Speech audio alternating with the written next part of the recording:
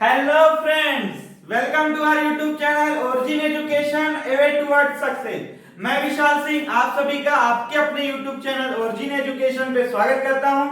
कैसे हैं आप सब? आई होप अच्छे होंगे। चलिए देखिए बहुत सारे स्टूडेंट्स ने मुझे मैसेज करके पूछा कैसे हम आसान से आसान तरीके से ज्यादा इडियम्स लर्न करें। देखिए दोस्तों, एक बात आप समझिए कि आप कोई भी वर्ड लर्न कर सकते हैं, इडियम लर्न कर सकते हैं, लेकिन कितना? हर चीज की एक लिमिट होती है ना। आप 100, 200, 300 लर्न कर लेंगे, बट जैसे जैसे ये नंबर लार्ज हो जाता है, अब हम सिर्फ क्रैमिंग पर नहीं रह सकते। अगर हम वही क्रैमिंग का मेथड 1000 वर्ड इडियम्स में लगाने की कोशिश करें, तो क्या आप मुझे बताइए, क्या वो इजीली लर्न हो सकता है? क्या? बिल्कुल नहीं लर्न हो सकता। आप उसे लर्न करेंगे फिर भूल जाएंगे, फिर आप लर्न करेंगे फिर भूल जाएंगे। तो फिर आपका क्वेश्चन मुझसे होना चाहिए कि सर, तो फिर कैसे लर्न किया जाए इडियम्स को? कौन सा ऐसा मेथड लगाया जाए जिससे हमें इडियम ज्यादा टाइम तक लर्न रहे, एक ही बार लर्न करने पे लर्न हो जाए? ऐसा कोई मेथड तो होगा दोस्तों। देखिए, बिल्कुल होता है। हर चीज की को अगर आपको सिंपल बनाना हो, किसी सब्जेक्ट किसी टॉपिक को, तो मैं उसके लिए एक बहुत ही अच्छा आपको वे बताता हूं, मेथड बताता हूं। आप उसके ओरिजिन में जाएं। बिल्कुल, इसीलिए मैंने इस चैनल का नाम भी रखा है ओरिजिन एजुकेशन। देखिए, हर चीज को सिंपल बनाने का जो हमारा रास्ता है वो उसके ओरिजिन से मिलता है। अगर हम किसी चीज के स्ट्रक्चर को समझ लें कि वो कैसे फॉर्म हुआ है, तो हमें उस पर काम करना बहुत ही ज्यादा किसी भी टॉपिक पे आसान हो जाता है। जैसे मैं अभी इडियम्स की बात आपसे करता हूं, आपने बहुत सारे इडियम्स लर्न किए होंगे, वही मेथड क्रैमिंग आप लर्न करते हैं फिर भूल जाते हैं। ऐसे लर्न मत करिए, मैं आपको बताता हूं। देखिए, आपको इडियम लर्न करने से पहले यह समझना होगा कि इडियम्स होते क्या हैं। क्या होते हैं इडियम्स, बताइए आप मुझे। चलिए मैं आपको बताता हूं, आप ध्यान से सुनिए। देखिए, इडियम्स क्या हैं? कुछ वर्ड्स जिनकी अपनी इंडिविजुअल मीनिंग कुछ है, ठीक? उन वर्ड्स को हमने क्या किया, एक साथ रखा और उनके लिए एक पर्टिकुलर मीनिंग डेजिग्नेटेड की। वो मीनिंग जो उसकी इंडिविजुअल वर्ड की मीनिंग से अलग है। अब आप कहेंगे कि सर, ये मीनिंग हमने कैसे डिसाइड कर ली? तो हमने ऐसे डिसाइड की दोस्तों कि हमने क्या किया कि कोई ना कोई उसके लिए एक रेफरेंस लिया होगा। तब आप बताइए, क्या मैं कहूं कि कोई भी 2 वर्ड्स 3 वर्ड्स लेके उसका कुछ भी मीनिंग बोलूं, तो आप क्या मान लेंगे? बिल्कुल नहीं मानेंगे। लेकिन अगर आप उसके पीछे का लॉजिक मैं आपको दूं, एक रेफरेंस दूं, तब तो आप मानेंगे, बिल्कुल मानेंगे। तो ऐसे ही हमारे ऑथर्स ने क्या किया, और आज भी ऐसा करते हैं वो लोग, कि कोई एक पर्टिकुलर ग्रुप ऑफ वर्ड्स लेकर उसका एक रेफरेंस या लॉजिक क्रिएट करते हैं और उसके बाद वो ईडीएम में चेंज हो जाता है। तो आई होप आप समझे होंगे कि ईडीएम्स ऐसे ही कोई वर्ड्स नहीं रखे गए हैं, उनका एक रेफरेंस, एक अपना लॉजिक रहा होगा। अब आप समझिए, हम सिर्फ किसी इडियम को, जैसे आप एक इडियम देखें तो उसके सिर्फ ये मीनिंग ना लर्न करके, अगर हम उस लॉजिक को समझें, उस रेफरेंस को समझें, तो आप बताइए कितना इजी है ये आप करना। मैं आपको इस वीडियो में दिखाऊंगा कि मैं जो भी इडियम्स इस वीडियो में लूंगा वो सारे आपको इसी वीडियो में लर्न हो जाएंगे। पहली बात, बस आपको क्या करना है, ये वीडियो पूरा देखना है।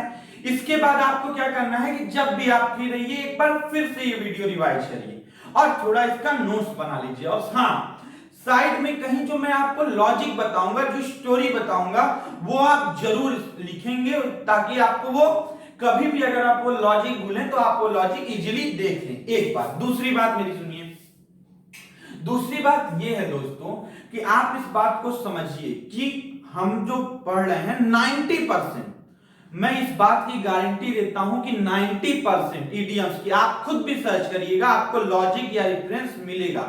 बस आपको उसमें, हाँ, लेकिन आपको बहुत जगह पे लॉजिक या रेफरेंस 10% चीजों में नहीं मिलेगा।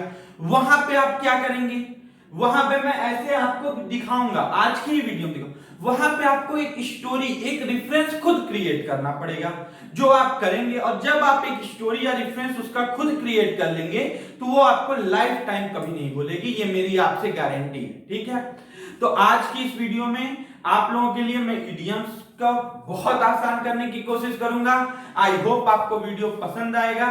वीडियो पसंद आए तो प्लीज लाइक और शेयर करिएगा, चैनल को सब्सक्राइब कर लीजिएगा। तो चलिए शुरू करते हैं।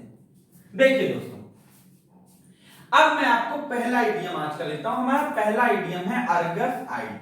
ठीक, आप इसकी मीनिंग पहले समझ लीजिए। क्या होती है इसकी मीनिंग? Observant, vigilant. हिंदी में अगर हम देखें तो सतर्क या सावधान। अर्गस आइड का मीनिंग ऑब्जर्वेंट या विजिलेंट होता है। ये बात आप याद करें तो ये क्रैनिंग हो गया कि इसका मीनिंग ये होता है। अब मैं इसके पीछे का रेफरेंस लॉजिक बता रहा हूं क्या है, और देखिए ये कितना इजी हो जाएगा आपके लिए। सुनिए, एंशिएंट ब्रिटेन में क्या है, एक स्टोरी है। स्टोरी क्या है मैं आपको बताता हूं। वहां पे एक पर्ल, एक मोती होता है। उस मोती को प्रोटेक्ट करने के लिए एक, उस मोती के जो मालिक रहता है, जो मास्टर रहता है, उसने क्या किया रहता है, एक जायंट को, एक राक्षस को उसकी रिस्पॉन्सिबिलिटी दी रहती है कि आप इस पर्ल को प्रोटेक्ट करिए। अब जब उस पर्ल को प्रोटेक्ट करने के लिए उसकी रिस्पॉन्सिबिलिटी है, उस जायंट का नाम क्या है? अर्गस। उस मॉन्स्टर का नाम क्या है? अर्गस। एक बात आप याद रखेंगे, अर्गस एक मॉन्स्टर है। क्या है? मॉन्स्टर। अब दूसरी बात, उस मॉन्स्टर के पास 100 आइज थी। कितनी आइज थी दोस्तों? 100 आइज। ये बिल्कुल एक स्टोरी है, मैं खुद नहीं बना रहा हूं। ठीक है, आप चाहें तो देख लेंगे, सर्च करेंगे तो कहीं ना कहीं आपको मिल ही जाएगा। ठीक, अच्छा, अब आप बताइए, जिस मॉन्स्टर के पास 100 आइज होगी, क्या वो बहुत ज्यादा सावधान, बहुत ज्यादा सतर्क, उसको सब कुछ नहीं दिखेगा? बिल्कुल दिखेगा। और अगर बिल्कुल दिखेगा तो वहीं से हमने ये इडियम लिया, अर्गस आइड।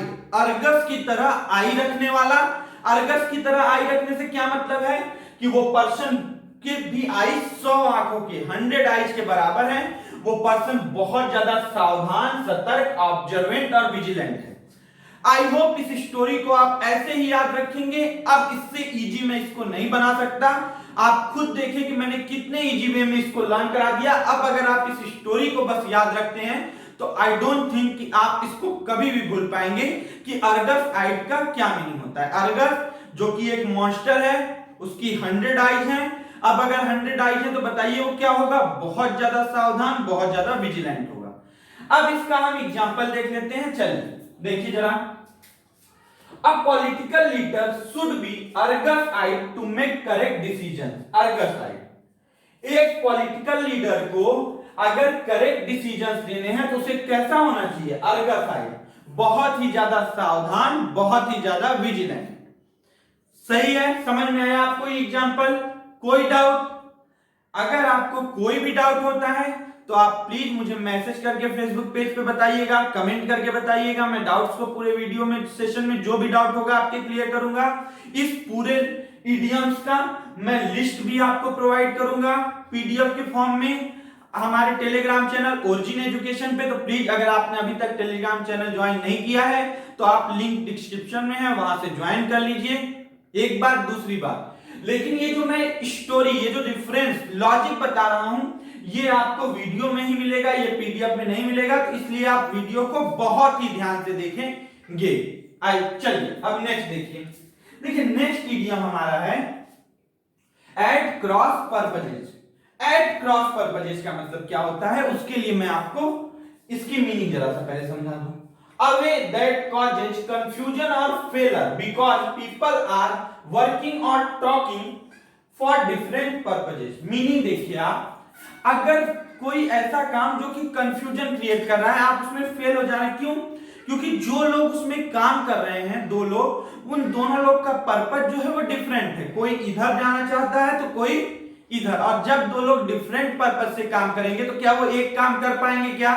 बिल्कुल नहीं। आप इसको लर्न कैसे करेंगे मैं आपको बताता हूं। देखिए क्रॉस कैसा होता है आप बताइए। अब बताइए कि ये जो एक पर्पज है और ये दूसरा पर्पज है, ये लाइन दूसरी पर्पज को डिनोट कर रहा है। अब अगर एक पर्पज हमारा इस डायरेक्शन में है, एक पर्पज हमारा इस डायरेक्शन में है, तो क्या बताइए ये दोनों डिफरेंट डायरेक्शन में नहीं है? तो बिल्कुल डिफरेंट पर्पज के साथ काम करना ही एट क्रॉस पर्पज कहलाता है। देखिए अब यहां पे लॉजिक या रिफरेंस नहीं था तो हमने क्या किया, दूसरे एग्जांपल में एक लॉजिक क्रिएट किया कि क्रॉस क्रॉस, बिल्कुल अगर क्रॉस पर्पज है तो वो पर्पज एक डायरेक्शन में जाएगा नहीं, एक एम पे जाएगा नहीं, वो डायरेक्शन या एम उन पर्पज का क्या होगा, बिल्कुल डिफरेंट होगा। और अगर डिफरेंट होगा तो इसकी मीनिंग भी हुई कि जो लोग इसमें हैं, इन्वॉल्व हैं, वो लोग अलग अलग डायरेक्शन में काम कर रहे हैं, अलग अलग पर्पज के लिए काम कर रहे हैं, इसलिए कभी भी वो सफल नहीं होंगे। आई होप आपको स्टोरी या लॉजिक बहुत अच्छे समझ में आया होगा। अब जरा सा आप इसकी मीनिंग देखिए। You will never find success if you work at cross purposes with your teammates. आप कभी भी सफलता हासिल नहीं कर सकते अगर आप जो आपके टीम के साथी हैं उनके विपरीत, टीम के साथी चाहते हैं कंपनी ग्रोथ करे और आप किसी और डायरेक्शन में चाहते हैं, या आप चाहते हैं कि कंपनी ग्रोथ करे और वो लोग चाहते हैं कि कंपनी ग्रो ना करे, तो फिर क्या होगा, आपकी कंपनी कभी ग्रो नहीं करेगी, आपका बिजनेस कभी ग्रो नहीं करेगा, आप अपने वर्क में कभी सफल नहीं होंगे। बिल्कुल आपने समझा होगा। अगर आपको वीडियो अच्छा लगे तो प्लीज अपने फ्रेंड्स में भी शेयर करिएगा, ठीक है। नाउ थर्ड इडियम हमारा है अ लाइव वायर। अब देखिए ये तीसरा मेथड है। कभी कभी इडियम्स हम कैसे लर्न करते हैं, रिफरेंस, आपको लॉजिक हमने खुद क्रिएट किया। अब देखिए अब वर्ड्स की मीनिंग को समझकर जरा एक सेंस निकालने की आप कोशिश करिए, क्या मैं बोल रहा हूं समझिए। अच्छा ये बताइए, लाइव वायर का मतलब एक वायर जिसमें इलेक्ट्रिसिटी हो। अगर एक लाइव वायर जिसमें इलेक्ट्रिसिटी है मतलब उसमें एनर्जी है ना, बिल्कुल। तो अगर मैं कह रहा हूं you are a live wire, तो मतलब क्या, आप में भी एनर्जी है, आप बहुत ही ज्यादा एक्टिव या एंथुसियास्टिक पर्सन है, ठीक है। तो इसका यही मीनिंग होता है, जो बहुत ही जोशीला, फुल ऑफ एनर्जी से भरा पर्सन होता है उसे हम अ लाइव वायर कहते हैं, बिल्कुल। अलाइव वायर का मतलब एक्टिव और इंथुसियास्टिक पर्सन। अब इसकी एग्जांपल आप समझिए, we need a live wire like him in this department, let's give him the job. हमें उसके जैसे एक बहुत ही एक्टिव लाइवली पर्सन की इस डिपार्टमेंट में जरूरत है, चलिए उसको ये जॉब दे देते हैं, ठीक। तो हम क्यों उसको जॉब दे रहे हैं, क्योंकि वो बहुत ही ज्यादा एनर्जियस, बहुत ही ज्यादा लाइवली, बहुत ही ज्यादा एक्टिव है। आई होप ये जो मेरा मेथड है इडियम्स को लर्न करने का, मैंने 90% इडियम्स ऐसे ही लॉजिक के साथ क्रिएट करके लर्न किए हैं। मैं आपको जो भी इडियम्स कराऊंगा मैक्सिमम में मैं आपको लॉजिक के साथ ही कराऊंगा, ताकि आपको दोबारा उसको बस एक बार कभी आप रिवाइज भी कर लें तो वो आपको लर्न रहे, रिवाइज भी करने की आपको जरूरत ना पड़े। तो आई होप आपको ये बहुत अच्छे समझ में आया होगा। एक बार प्लीज आप इसका स्क्रीनशॉट ले लीजिए, फिर मैं आपको इसके आगे बताता हूं ना।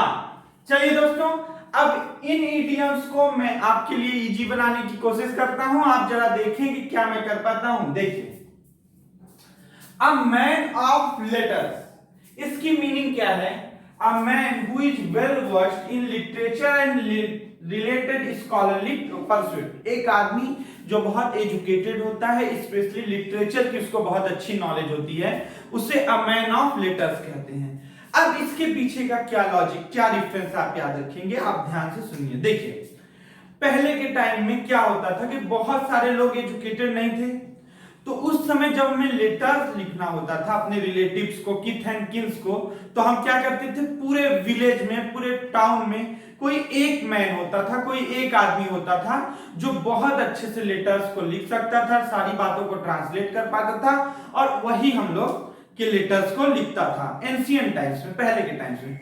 वहीं से ये ऑथर ने सोचा और इस इडियम को पॉइंट किया कि he is a man of letters. इसका मतलब वो बहुत जो लेटर लिख लेता था उस टाइम पे, अगर आप अपने दादा दादी से पूछेंगे तो आपको पता चलेगा उसे बहुत एजुकेटेड माना जाता था, सब लोग उसकी बहुत रिस्पेक्ट करते थे। आप अपने दादा दादी के पास बैठते होंगे, थोड़ा टाइम जरूर उनके लिए भी निकाला करिए, तो एक बार उनसे बात करिएगा और देखिएगा वो आपको बताएंगे। तो वहीं से ये आया a man of letters. A man of letters का मतलब बहुत ही ज्यादा एजुकेटेड, बहुत ही ज्यादा नॉलेज वाले पर्सन को हम लोग बोलते हैं मैन ऑफ लेटर्स। ये लॉजिक आप याद रखेंगे। अब जरा आप ये एग्जांपल देखें, as a man of letters ये हमारा इडियम्स है। क्योंकि वो एक बहुत एजुकेटेड पर्सन है, the professor could easily speak for hours on the works of Shakespeare. तो वो शेक्सपियर के वर्क्स पे, शेक्सपियर ने जो काम किया इंग्लिश लिटरेचर के लिए, उस पर वो घंटों बोल सकते हैं, जो हमारे प्रोफेसर हैं।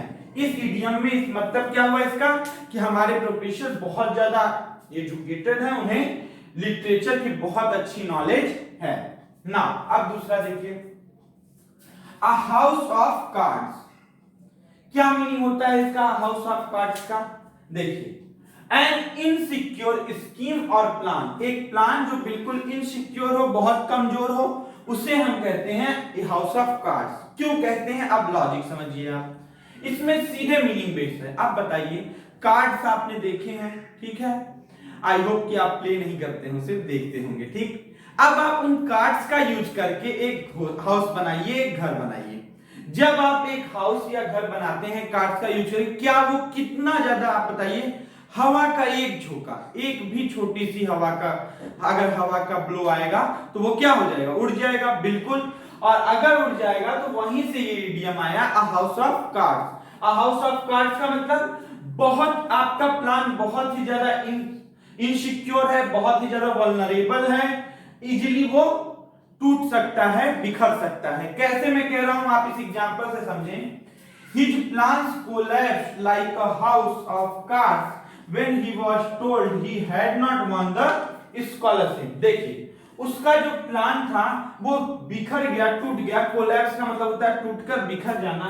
Like a house of cards, कैसे, एक हाउस ऑफ कार्ड से बने घर की तरह, मतलब बहुत ही कमजोर उसका प्लान था, इजीली ब्रेक हो गया। क्यों? when he was told he had not win the scholarship, जब उसे बताया गया कि तुम्हें स्कॉलरशिप मिलेगा ही नहीं। अब उसने स्कॉलरशिप से हो सकता है कुछ प्लान्स बनाए होंगे, मैं ये कोर्स लूंगा, यहाँ पढ़ूंगा, ये बुक खरीदूंगा, या यहाँ घूमने जाऊंगा, बट वो सारे प्लान्स उसके क्या हो गए, टूट गए। क्यों? क्योंकि उसने इनसिक्योर प्लान बनाया था जो बहुत ही ज्यादा कमजोर था। नेक्स्ट है दोस्तों, अ वाइल्ड गूज चेस। इसमें क्या है, देखिए, इसमें अगर आप एक वर्ड को टारगेट करें तो ये बहुत ही इजी हो जाएगा। गूज, गूज का मतलब होता है बेटा बर्ड, बिल्कुल दोस्तों, बर्ड। वाइल्ड गूज का मतलब जंगली बर्ड, जंगली पक्षी। अब आप बताइए इसका होता है मीनिंग क्या होता है, मैं पहले आपको बता दूं, पॉइंटलेस सर्च। अ वाइल्ड गूज चेस का मतलब पॉइंटलेस सर्च, ऐसी सर्च जिसका कोई मतलब नहीं निकलेगा। आपने बहुत मेहनत की, आप बहुत मेहनत करेंगे, लेकिन आपको कुछ नहीं मिलने वाला है, उसे कहते हैं अ वाइल्ड गूज चेस। देखिए, एक जंगली पक्षी और चेस करने का मतलब है पकड़ने की कोशिश करना, फॉलो करना, ठीक। आप एक जंगली पक्षी को पकड़ने की कोशिश कर रहे हैं, क्या आप पकड़ पाएंगे? बिल्कुल नहीं, वो इजीली जंगल में भाग जाएगा। तो बिल्कुल इसी लॉजिक के साथ याद रखिए कि इसका मीनिंग होता है, एक आप जब किसी एक जंगली पक्षी को पकड़ने की कोशिश करें तो वो नहीं पकड़ी जाएगी। वैसे ही आप जो भी काम कर रहे हैं, अगर वो एक वाइल्ड गूज चेस है तो वो काम नहीं होगा, वो बिल्कुल आपकी मेहनत पॉइंटलेस जाने वाली है, कोई भी आपको उसका रिजल्ट नहीं मिलेगा, आउटकम नहीं मिलेगा। देखिए तो जरा मैं आपको एग्जांपल बताता हूं। Peter story sent the police on a wild goose chase. Peter की स्टोरी ने पुलिस को किस पे भेज दिया? एक पॉइंटलेस सर्च पे। क्यों ऐसा हुआ देखिए तो जरा। They soon realise he had been lying, क्योंकि उन्हें जल्दी ही पता चल गया कि वो जो पीटर है वो उनसे झूठ बोल रहा था, और बिकॉज झूठ बोल रहा था तो वो कहां पे चले गए?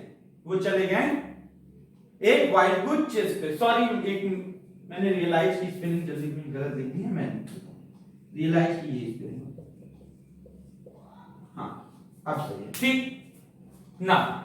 अभी नेक्स्ट देखिए तो, अ डार्क हॉर्स, इसकी क्या मीनिंग होती है? अ डार्क हॉर्स, देखिए, ए डार्क हॉर्स की मीनिंग होती है someone who unexpectedly wins a competition. अब इसका क्या ओरिजिन है आप समझिए, मैं आपको बताता हूं। देखिए क्या हुआ दोस्तों कि एक रेस था, उसमें, अब मैं ये स्टोरी कहीं ना कहीं खुद इसको क्रिएट कर रहा हूं, आप ध्यान से सुनिए। एक रेस थी, हॉर्स रेस, आप जानते हैं हॉर्स रेसेस होती हैं। वहां पर एक डार्क हॉर्स था जिसे सब लोगों ने सोचा कि ये तो ये रेस विन नहीं कर पाएगा, ये कैसा है, ये तो डार्क है, नहीं जीत पाएगा। बट लास्ट में क्या हुआ कि वही रेस का घोड़ा सबको पीछे करके कंपटीशन को जीत गया। तो वहां से ऑथर ने इसको क्वाइन किया कि अ डार्क हॉर्स का मतलब कि एक ऐसा हॉर्स जिसे सब लोग सोचते हैं कि वो नहीं जीत पाएगा, अनएक्सपेक्टेड था, फिर भी वो रेस जीत जाता है, तो उसे कहते हैं डार्क हॉर्स। एक ऐसा आदमी जिसे सब लोग सोचे कि ये काम नहीं कर पाएगा, ये इस एग्जाम में नहीं क्लियर कर पाएगा, लेकिन अगर वो कर लेता है तो उसे कहते हैं डार्क हॉर्स। जैसे मैं एग्जांपल के थ्रू बताता हूं, आप जरा समझें। I did not know Suman could sing like that।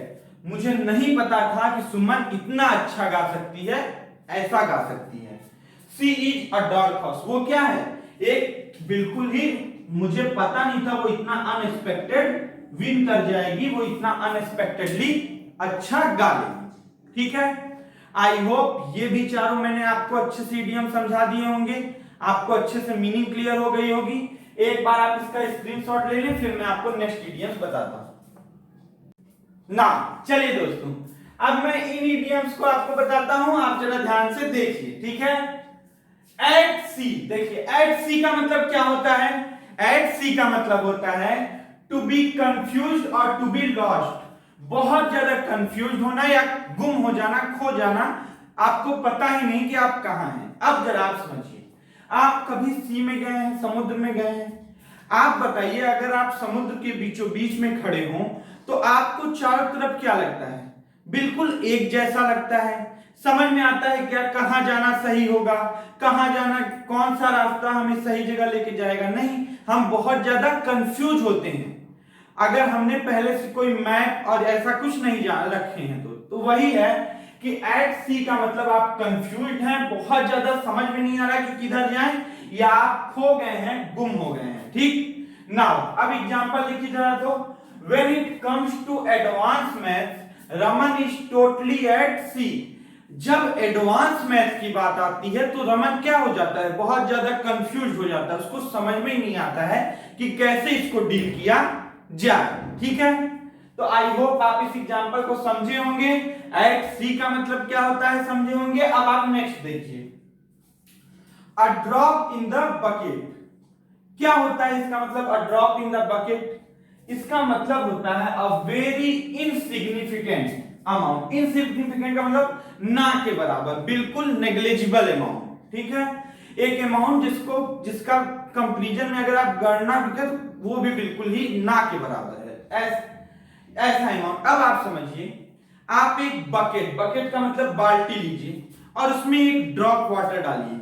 उस वाटर का क्या वैल्यू है आप मुझे बताइए? ना के बराबर। उस पानी के, क्या उससे आप कह सकते हैं कि बाल्टी में पानी है? बिल्कुल नहीं कह सकते हैं। तो दोस्तों, जैसे a drop in the bucket का मतलब क्या कि बकेट में एक बूंद पानी, मतलब बिल्कुल ही नेग्लिजिबल पानी, कोई पानी का मतलब नहीं है, कोई उस बूंद का। वैसे ही बिल्कुल ही इनसिग्निफिकेंट अमाउंट किसी चीज का ड्रॉप इन द बकेट कहलाता है। जैसे आप समझिए, These contributions are just a drop in the bucket। मतलब ये जो contributions हैं ये बहुत ही ज्यादा insignificant है, बिल्कुल ये किसी महत्व के नहीं है। अच्छा, the new church wing will cost thousands more। जो हम नया चर्च का विंग बना रहे हैं, नया एक ब्रांच बना रहे हैं, उसके लिए हमें थाउजेंड्स और की जरूरत होगी।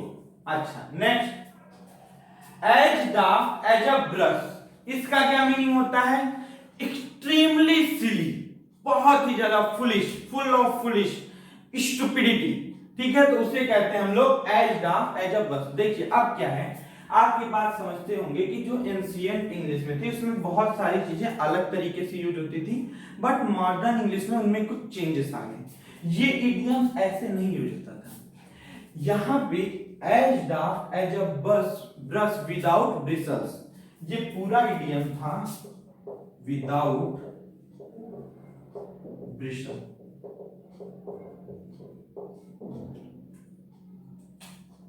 ये इडियम यहां से ये सारा था। ठीक है, ब्रिशल का मतलब क्या होता है? देखिए, ब्रश पे जो प्लास्टिक की हेयर होती है उसे ब्रिशल कहते हैं। ठीक है, तो ये इडियम रियलिटी में क्या था कि एज डार्क, डार्क का मतलब होता है स्टूपिड, बहुत ही ज्यादा फुलिश, स्टूपिड,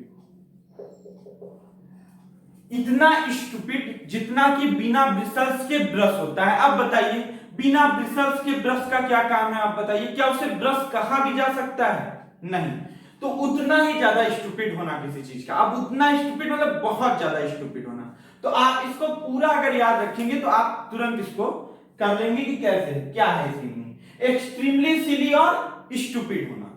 जैसे देखो, quit being as off as a brush, बहुत ज्यादा बेवकूफ बनना बंद करो, पागलों की तरह करना बंद करो।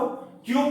It is too dangerous to play on this busy street, इस बिजी स्ट्रीट पे खेलना बहुत ही ज्यादा डेंजरस है, आप बेवकूफी मत करो, यहां पे खेलना बंद करो। ठीक है, तो ये है as off as a brush. Next देखिए आप, बटन वंस लिप। अच्छा, बटन वन लिप का क्या मतलब होता है? To be quiet, stop talking, बात करना बंद करना, चुप होना। ठीक है, अब मुझे बताइए, आप जब अपनी शर्ट को बटन करते हैं तो क्या करते हैं? बिल्कुल शर्ट को बंद कर लेते हैं। वैसे ही दोस्तों, जब आप अपने लिप्स को बटन करेंगे तो क्या करेंगे? लिप्स को बंद कर लेंगे, बिल्कुल। और जब लिप्स बंद होगा तो हम बात करना बंद करेंगे। तो आप बिल्कुल कि बटन वंस लिप का मतलब होता है स्टॉप टॉकिंग, अपने लिप्स को बंद करना, बात करना बंद करना। जैसे please button your lip about the surprise, surprise के बारे में अपना मुंह बंद रखो, सबको बताओ मत, चुप रहो। ठीक है, चलिए नेक्स्ट, बियर इन माइंड। क्या होता है इसका मतलब? देखिए, बियर इन माइंड का मतलब होता है रिमेंबर रखना। इसी से मिलता जुलता एक इडियम है keep in mind. Keep in mind आप बहुत अच्छे से यूज भी करते होंगे। बियर इन माइंड में एक बात अगर आप समझ जाएं तो आपके लिए बहुत इजी हो जाएगा कि बियर का मतलब होता है कैरी करना। क्या करना? कैरी करना, बियर का मतलब होता है। अब अगर दोस्तों बियर का मतलब कैरी करना होता है तो कैरी इन माइंड, माइंड में कैरी करना, माइंड में रखना कोई बात। अब अगर आप अपनी कहते हैं ना, आप ये बात माइंड में रखिएगा, माइंड में रखिएगा का क्या मतलब है? क्या कोई माइंड अलमीरा है जो आप रख के लॉक कर देंगे? बिल्कुल नहीं। आप इस बात को समझ रहे हैं कि आपको क्या रखना है? बात को याद रखना है, रिमेंबर रखना है। जैसे we will bear you in mind if a job becomes available, हम आपको माइंड में रखेंगे, हम आपको याद रखेंगे अगर हमारी कंपनी में कोई भी जॉब अवेलेबल होती है आपके लिए तो। आई होप आपने इन इडियम्स को बहुत अच्छे से समझा होगा। मैं जितना अच्छे से आपको समझा सकता था मैंने समझाया। फिर भी आपको डाउट हो तो प्लीज मुझे मैसेज फेसबुक पेज पे, हमारा जो ओरिजिन एजुकेशन के नाम पे है, हम या फिर यहाँ भी आप कमेंट बॉक्स में लिख सकते हैं, बताइएगा। अगर आपको वीडियो अच्छा लग रहा है तो वो भी कमेंट करके बताइएगा, मुझे थोड़ा इंस्पिरेशन मिलेगा। अगर आप अप्रिशिएट करेंगे तो मैं और अच्छे से ये सारी चीजें करने की कोशिश करूंगा। फिलहाल आप इसका स्क्रीनशॉट लें, फिर मैं आगे आपको बताता हूं। हाँ जी, चलिए अब जरा इन इडियम्स को आप देखिए, मैं आपको समझाता हूं। देखिए, बर्न योर बोर्ड्स, क्या मतलब होता है बर्न योर बोर्ड्स का? देखिए, do something that makes it impossible to return to previous, कुछ ऐसा करना जिससे आप वापस जा ही नहीं सकते। अब उस पोजीशन से वापस जाना आपके लिए क्या है? इम्पॉसिबल है, बिल्कुल ना के बराबर है, असंभव है। तो ऐसा करना बर्न योर बोट्स। अब मुझे आप बताइए, अगर आप एक रिवर में एक तरफ से दूसरी तरफ जा रहे हैं और फिर आप अपने बोट्स को बर्न कर दे रहे हैं, आप अपने बोट को आग लगा दे रहे हैं, बताइए क्या आप वापस जा सकते हैं क्या? नहीं, एक समुद्र है, आप तैर कर भी नहीं जा सकते। तो वही बर्न योर बोट का मतलब कुछ ऐसा करना कि वापस जाने का हर रास्ता अब खत्म हो गया है, आप वापस जा ही नहीं सकते। जैसे देखिए example, denouncing his boss in a written resignation means Rahul has burned his boats. क्या कह रहा है? कह रहा है कि बिकॉज राहुल ने क्या किया है, अपने बॉट्स को एक रिटन में लिख कर दे दिया है कि वो जॉब छोड़ रहा है, तो अब वो क्या कर सकता है? अब वो वापस नहीं जा सकता है। ठीक है, डिनाउंसिंग का मतलब होता है निंदा करना, बुराई करना, क्रिटिसिज्म करना। ठीक, बर्न योर बोट का मतलब आई होप आपने समझा होगा। चलिए अब नेक्स्ट देखिए, तो ब्लो वंस ऑन ट्रम्पेट, इसका क्या मतलब होता है दोस्तों? यहां पे आपने देखा ये burn his boats. Next, to boast about oneself, boast का मतलब होता है घमंड करना, अपने बारे में बड़ी बड़ी बातें करना, ठीक है। अब देखिए इसके पीछे एक रेफरेंस है, मैं आपको बताता हूं, बड़ा मजेदार रेफरेंस है। क्या था एंशिएंट वर्ल्ड में, क्या होता था कि जब जो सोल्जर्स थे वो क्या करते थे, डेली इवनिंग में एक सबकी बैठक होती थी, और उस बैठक में जो सोल्जर्स थे वो पहले ट्रम्पेट या हॉर्न बजाते थे, और फिर अपने वॉर्स की स्टोरी, जो किस्से होते थे, जो बड़ी बड़ी कहानियां होती थी बैटल की, वो सबको सुनाते थे। वहां से ये इडियम लिया गया, blow one's own trumpet. But आप जानते हैं जैसा कि क्या हुआ कि ये 1950s के बाद कि जो वर्ड्स हैं उनकी मीनिंग में बहुत सारी मीनिंग वर्ड्स की नेगेटिव सेंस में यूज होने लगा। उनकी मीनिंग रियल में कुछ और थी। रियल में इसकी मीनिंग थी सोल्जर्स अपने वॉर के किस्से, जो उन्होंने वीरता सूरवीरता दिखाई वॉर में, वो बताते थे। बट इसकी फिर मीनिंग होने लगी कि लोगों को जो घमंड में लोग रहकर अपनी तारीफ करते हैं उसको कहने लगे लोग ब्लो वंस ऑन ट्रम्पेट। तो आई होप आपने रेफरेंस समझा होगा कि सोल्जर्स ट्रम्पेट बजा के अपनी तारीफ करते थे, अपने बारे में बड़ी बड़ी बातें करते थे। तो जो भी लोग अपने बारे में बड़ी बड़ी बातें करते हैं उन्हें कहते हैं blow one's own trumpet. Now, I hate people who are always blowing their own trumpet. मैं ऐसे लोगों से नफरत करता हूं जो हमेशा अपनी तारीफ करते रहते हैं, हमेशा अपने बारे में बड़ी बड़ी बातें करते रहते हैं। Blow one's own trumpet. I hope आपको ये एग्जांपल भी समझ में आया होगा। अब देखिए बोन ऑफ कंटेंशन। अब अगर इसमें आप इस वर्ड को टारगेट करें तो बस इजी हो गया। कंटेंशन का मतलब क्या होता है दोस्तों, झगड़ा विवाद, क्वेरल। अगर ये होता है झगड़ा विवाद, तो बोन ऑफ कंटेंशन का मतलब एक ऐसा बोन जो कि विवाद के कारण हो, कॉज हो, झगड़े का कारण हो। तो द सब्जेक्ट ऑफ डिस्प्यूट, देखिए सब्जेक्ट का मतलब यहां पे क्या है, विषय। कॉज, कॉज क्या है, डिस्प्यूट का।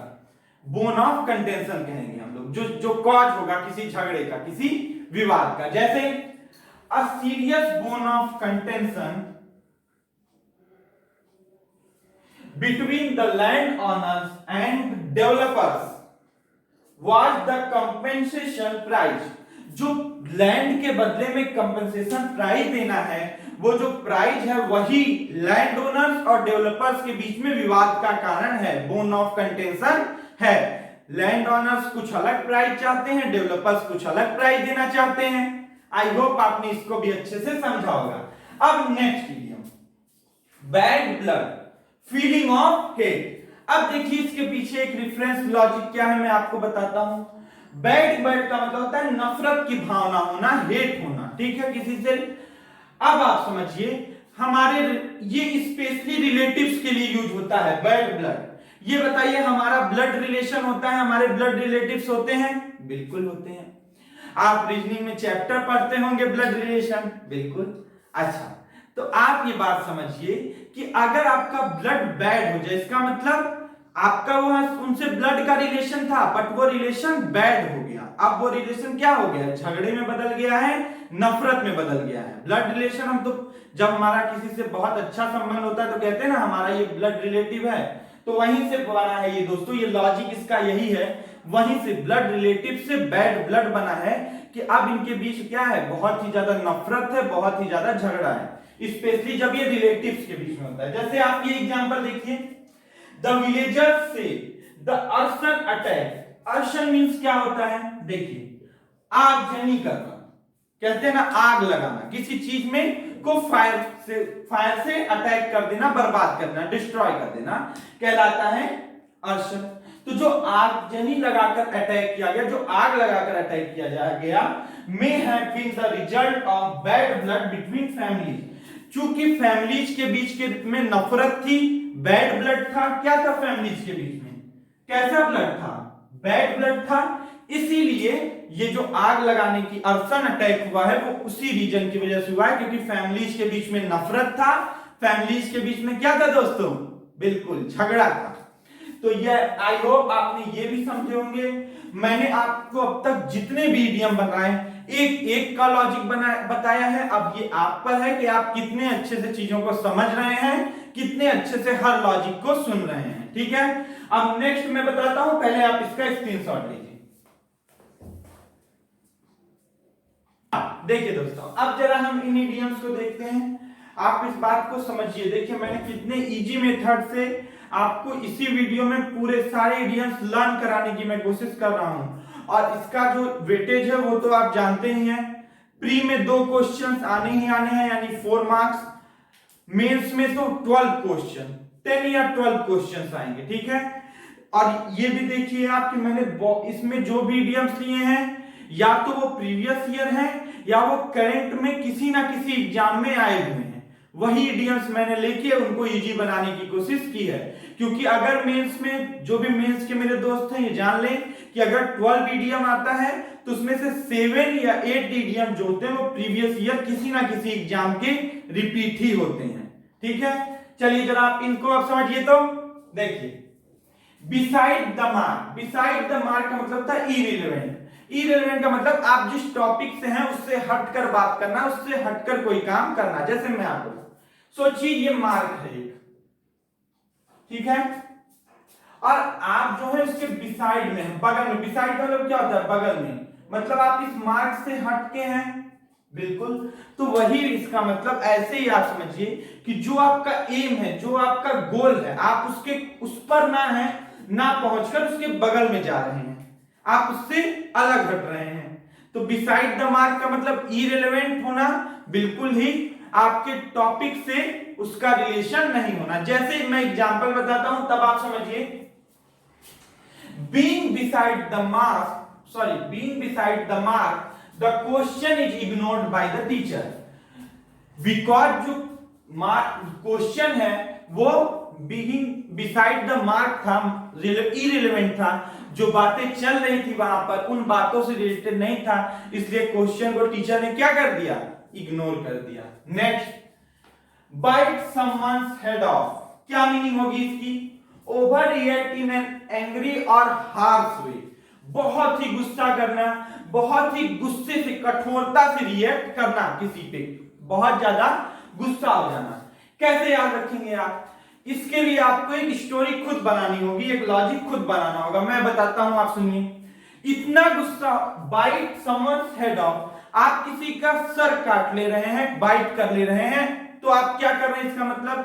इसका मतलब आप बहुत ज्यादा गुस्सा हो रहे हैं, बहुत ज्यादा आप गलत तरीके से उसके साथ रिएक्ट कर रहे हैं, हार्श मैनर में। तो वही होता है bite someone's head off, over react करना, बहुत ज्यादा गुस्सा कर देना, ये कहलाता है। जैसे देखिए, his mother nearly bit his head of when he got his new shoes dirty, जब उसने अपने नए शूज को डर्टी कर लिया तो उसकी मां बहुत गुस्सा हो गई। ओवर रिएक्ट यहां पे नेगेटिव सेंस है, शूज डर्टी हो गया, साफ भी हो सकता था, बट उनको ज्यादा गुस्सा आ गया, ये बताने के लिए यहां पे इसका यूज किया गया। ये थोड़ा नेगेटिव सेंस देता है। Okay, now buy the farm, क्या मतलब होता है इसका? Lose life all of sudden, अचानक से किसी की मृत्यु हो जाना। ये आप समझिए कि ये इडियम आया कहां से, मैं आपको बताता हूं। देखिए, एक टाइम पे क्या होता था कि यूरोप वगैरह में जो सोल्जर्स होते थे वो अपने लिए खुद एक फॉर्म खरीद के रखते थे कि मरने के बाद उन्हें कहां पर ग्रेव किया जाएगा। क्यों ऐसा होता था? बिकॉज उनके लाइफ का कुछ भी पता नहीं होता था, ऑल ऑफ अ सडन उनकी डेथ हो जाती थी, कभी किसी वॉर में, किसी फाइट में, कहीं पर कुछ भी। तो इसलिए वो पहले से ही खरीद के रखते थे, और इसी बात को ऑथर ने क्वाइन किया एक इडियम की तरह। बाय द फॉर्म का मतलब अचानक से मृत्यु हो जाना, सडनली मर जाना। ठीक है, आई होप आप लॉजिक समझे होंगे। यूरोप के जो सोल्जर्स थे वो क्या करते थे? अपने लिए एक फॉर्म खरीद के रखते थे ताकि मरने के बाद उनको वहीं पर जगह दी जाए। ठीक है, तो वहीं से इसका मीनिंग मरने के सेंस में आ गया। जैसे सारा is just 18 years old, too young, sorry यहां पे टू होगा, too young to buy the farm, मतलब वो मरने के लिए अभी बहुत यंग थी, उसकी एज मरने की नहीं थी। 18 साल क्या उम्र होती है, बट वो मर गई। ठीक है। नाउ बकेट लिस्ट का मतलब क्या होता है?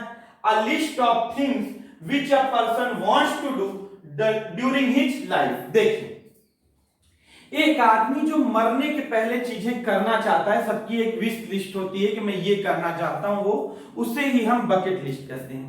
अब आप सोच रहे होंगे कि ये बकेट लिस्ट कैसे हो गया, मैं बताता हूं।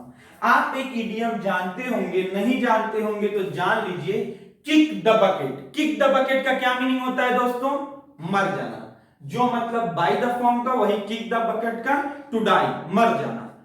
अब अगर आप मरते हैं तो किक द बकेट, तो उसी बकेट का लिस्ट है, मरने से पहले हम ये काम करना चाहते हैं। जब हम किक द बकेट करेंगे उससे पहले ये लिस्ट है हमारा जो हम करना चाहते हैं। तो आप इसी तरह याद रखेंगे, बकेट लिस्ट का मतलब a list of things which a person wants to do during his life. जो अपने जीवन में एक आदमी काम करना चाहता है, उन कामों की लिस्ट को क्या कहते हैं? उसकी विश लिस्ट को बकेट लिस्ट कहते हैं। आप ये एग्जांपल देखिए जरा। Visiting the famous Eiffel Tower is definitely in my bucket list। मेरे बकेट लिस्ट में आईफिल टावर को विजिट करना है। मरने से पहले मैं आईफिल टावर को विजिट करना चाहता हूं। ये इस एग्जांपल का मीनिंग हुआ। देखिए दोस्तों, जितने भी ये मैंने 20 इडियम्स कराए हैं आपको, सारे को मैंने लॉजिक के साथ कराया है। सबसे इंपॉर्टेंट बात, दूसरी इंपॉर्टेंट बात, मैंने आपको वो मेथड प्रोवाइड किया है जिससे इडियम्स आपके लिए ड्यूरेबल होंगे। आप अगर इस लॉजिक का यूज करके किसी भी इडियम को लर्न रखेंगे तो एक बार के बाद आपको दोबारा उसे लर्न करने की जरूरत नहीं पड़ेगी, बस रिवाइज करने की जरूरत पड़ेगी। मैं ऐसे बहुत से वीडियोज लाऊंगा अलग अलग टॉपिक पर, इडियम पर भी। अभी तो ये स्टार्टिंग वीडियो है, मैं इसके कई सारे पार्ट्स लाके जितने भी इंपॉर्टेंट इडियम्स हो सकते हैं, जितने मैं करा सकता हूं मैं कराऊंगा। बिकॉज मैं चाहता हूं आपको इस चैनल के थ्रू मैं ज्यादा से ज्यादा हेल्प प्रोवाइड करूं। आई होप आपको वीडियो पसंद आई होगी। ये मेथड जो मैंने खुद अपनी प्रिपरेशन के टाइम पे या अपनी टीचिंग के टाइम पे ये इन्वेंट किया, ये सोचा है, वो मेथड आपको पसंद आया होगा। मैंने इस मेथड का मैंने पहले बताया यूज करके बहुत सारे इडियम्स लर्न रखे हैं। मैं उन सारे इडियम्स को आपको प्रोवाइड करूंगा। तब तक के लिए आप वीडियो को प्लीज अच्छे से देखिए, नोट्स बनाइए। हाँ, पीडीएफ इसकी मैं टेलीग्राम चैनल पे प्रोवाइड कर दूंगा, तो प्लीज आप टेलीग्राम चैनल पे अगर अभी तक नहीं ज्वाइन है तो ज्वाइन कर लीजिए।